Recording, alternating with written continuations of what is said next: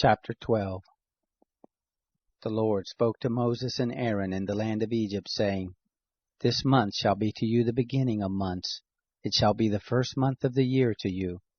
Speak to all the congregation of Israel, saying, On the 10th day of this month they shall take to them every man a lamb according to their fathers' houses, a lamb for a household. And if the household be too little for a lamb, then he and his neighbor next to his house shall take one according to the number of the souls. According to what every one can eat, you shall make your count for the lamb. Your lamb shall be without blemish, a male a year old. You shall take it from the sheep or from the goats, and you shall keep it until the 14th day of the same month, and the whole assembly of the congregation of Israel shall kill it at evening. They shall take some of the blood, and put it on the 2 side posts and on the lintel, on the houses in which they shall eat it. They shall eat the flesh in that night, roasted with fire and unleavened bread. They shall eat it with bitter herbs. Don't eat it raw, nor boiled at all with water, but roasted with fire, with its head, its legs, and its inner parts. You shall let nothing of it remain until the morning, but that which remains of it until the morning you shall burn with fire. This is how you shall eat it, with your loins girded, your shoes on your feet, and your staff in your hand, and you shall eat it in haste. It is the Lord's Passover. For I will go through the land of Egypt in that night, and will strike all the firstborn in the land of Egypt, both man and animal. Against all the gods of Egypt I will execute judgments. I am the Lord. The blood shall be to you for a token on the houses where you are, and when I see the blood, I will pass over you, and there shall be no plague be on you to destroy you when I strike the land of Egypt. This day shall be to you for a memorial, and you shall keep it a feast to the Lord. Throughout your generations you shall keep it a feast by an ordinance forever. 7 days shall you eat unleavened bread. Even the first day you shall put away yeast out of your houses. For whoever eats leavened bread from the first day until the 7th, that soul shall be cut off from Israel. In the first day there shall be to you a holy convocation, and in the 7th day a holy convocation. No manner of work shall be done in them, except that which every man must eat, that only may be done by you. You shall observe the feast of unleavened bread, for in this same day have I brought your host out of the land of Egypt. Therefore shall you observe this day throughout your generations by an ordinance forever. In the first month, on the 14th day of the month at evening, you shall eat unleavened bread, until the 21st day of the month at evening. 7 days shall there be no yeast found in your houses, for whoever eats that which is leavened, that soul shall be cut off from the congregation of Israel, whether he be a foreigner or one who is born in the land. You shall eat nothing leavened. In all your habitations you shall eat unleavened bread. Then Moses called for all the elders of Israel and said to them, Draw out, and take lambs according to your families, and kill the Passover. You shall take a bunch of hyssop, and dip it in the blood that is in the basin, and strike the lintel and the 2 side posts with the blood that is in the basin, and none of you shall go out of the door of his house until the morning.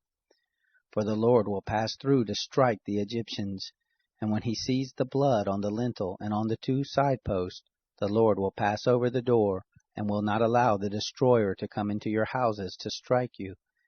You shall observe this thing for an ordinance to you and to your sons forever.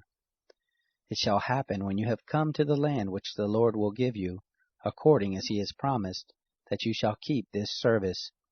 It will happen when your children ask you, What do you mean by this service? That you shall say, It is the sacrifice of the Lord's Passover, who passed over the houses of the children of Israel in Egypt, when he struck the Egyptians and spared our houses.